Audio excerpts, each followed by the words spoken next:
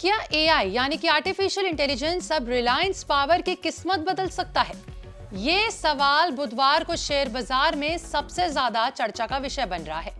कमजोर वित्तीय नतीजे और लगातार 4 कारोबारी सत्रों की गिरावट के बाद रिलायंस पावर के शेयर में अचानक से जोरदार तेजी देखने को मिली। इस तेजी की वजह कोई नया बिजली प्रोजेक्ट या फिर बड़ा ऑर्डर या शानदार तिमाही नतीजा नहीं था। कंपनी ने ऐलान किया है कि वह अपनी सहायक कंपनियों के जरिए आर्टिफिशियल इंटेलिजेंस और नई तकनीक आधारित कारोबार में उतरने की तैयारी कर रही है। इतना ही नहीं, कंपनी ने अपनी 4 सब्सिडायरी के नाम बदलकर उनमें एआई जोड़ दिया है। क्या एआई में एंट्री सिर्फ बाजार की भावनाओं को उत्साहित करने वाला कदम है या फिर रिलायंस पावर के कारोबार में वाकई नया बदलाव आने वाला है? सबसे पहले शेयर की परफॉर्मेंस की बात कर लेते हैं। बुधवार को रिलायंस पावर का शेयर 13% से ज्यादा की तेजी के साथ क्लोज हुआ। बीते 3 महीने में ये 30% चढ़ा है। एक साल में ये शेयर 59% टूटा है। 3 साल में शेयर ने 100% का रिटर्न दिया है। बाजार में तेजी की सबसे बड़ी वजह कंपनी का एआई सेक्टर में उतरने का ऐलान रहा। निवेशकों ने इसे भविष्य के कारोबार को मजबूत करने की दिशा में एक अहम कदम माना, जिसके चलते शेयर में खरीदारी बढ़ गई।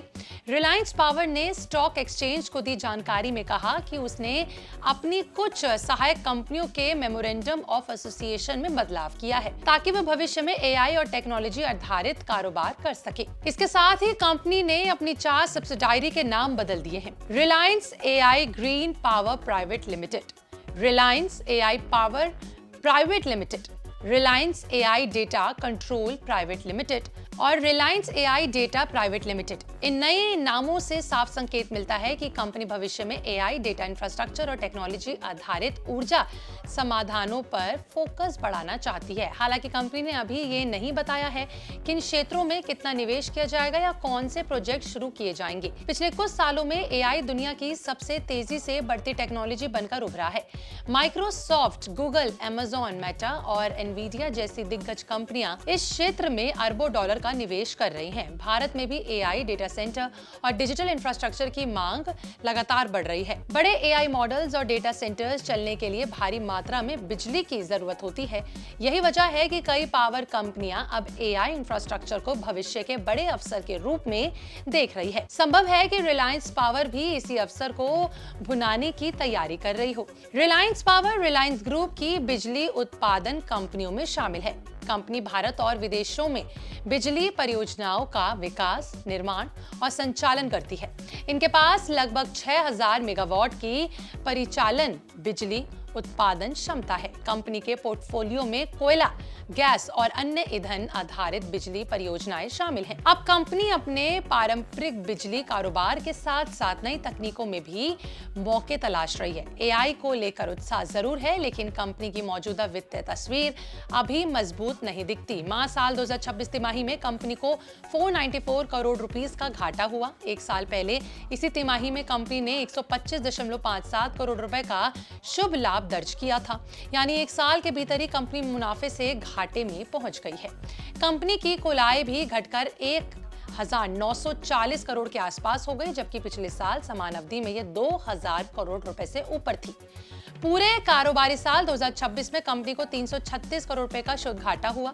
फाइनेंशियल साल 2025 में 2900 रुपए के करीब का शुद्ध लाभ कमाया।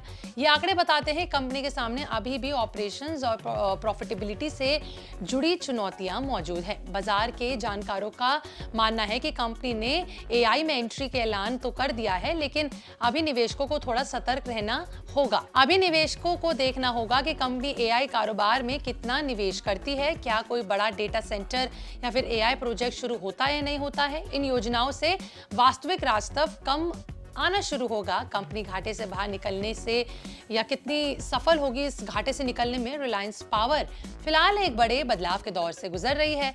एक तरफ पारंपरिक बिजली कारोबार की चुनौतियां हैं, तो दूसरी तरफ एआई जैसे तेजी से बढ़ते सेक्टर में मौके मौजूद हैं। अगर कंपनी एआई आधारित ऊर्जा और डेटा इंफ्रास्ट्रक्चर में सफलतापूर्वक निवेश करती है, तो आने वाले वर्षों में उनके लिए नए आय के सोर्स खुल सकते हैं। लेकिन निवेशकों को यह भी ध्यान रखना होगा कि फिलहाल ये रणनीति शुरुआती चरण में है। जब तक बड़े निवेश, ठोस प्रोजेक्ट और बेहतर वित्तीय नतीजे सामने नहीं आते, तब तक सिर्फ एआई थीम के आधार पर कंपनी का मूल्यांकन करना जल्दबाजी हो सकती है। ये खबर हमने आपकी जानकारी के लिए तैयार की है। अगर आपको किसी शेयर में निवेश करना है तो अपने निवेश सलाहकार की राय जरूर लें और उसके बाद ही कोई कदम उठाएं। ऐसी और वीडियोस के लिए बने रहे हमारे साथ और ऐसे ही और एपिसोड्स के लिए देखते रहें बिज़टॉक्स।